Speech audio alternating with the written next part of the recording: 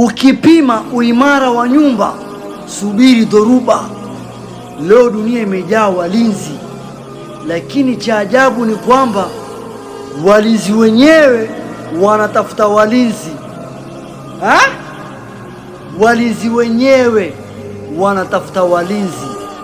Katika Qur'an, ndani ya sura ya 29 Al-Ankabut, Allah ametupa mfano wa kushangaza sana. Akasema nyumba dhaifu kuliko zote ni ya buibui, spider.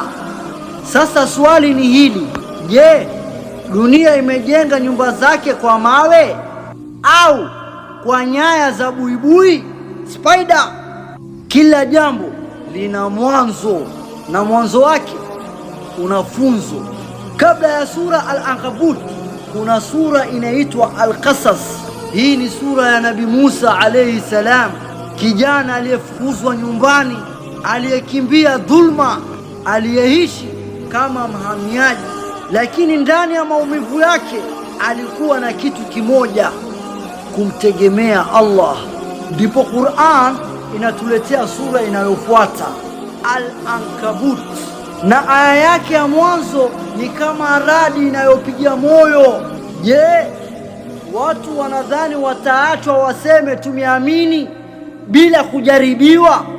Bahari tulivu haimjengi nahodha hodari. Imani bila mtihani haijakomaa. Allah angeweza kutoa mfano wa simba, angeweza kutoa mfano wa tembo au mlima, lakini akachagua buibui. Kwa nini? Kwa sababu buibui hutengeneza nyumba ya ajabu sana. Utando wake ni mzuri, web.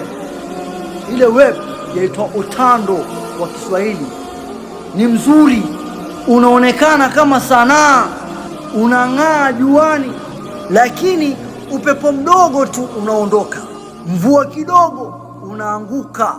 Dunia ya leo tunaona mambo ya ajabu sana.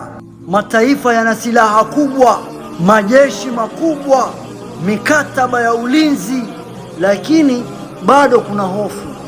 Kwa nini? Kwa sababu historia imetufundisha jambo moja: nguvu za dunia hubadilika.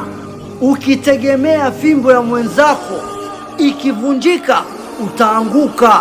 Hivyo Qur'an inatufundisha kitu kikubwa sana: usalama wa ukweli haujengwi kwa nguvu za dunia pekee, inajengwa kwa haki, uadilifu na kumtegemea Allah.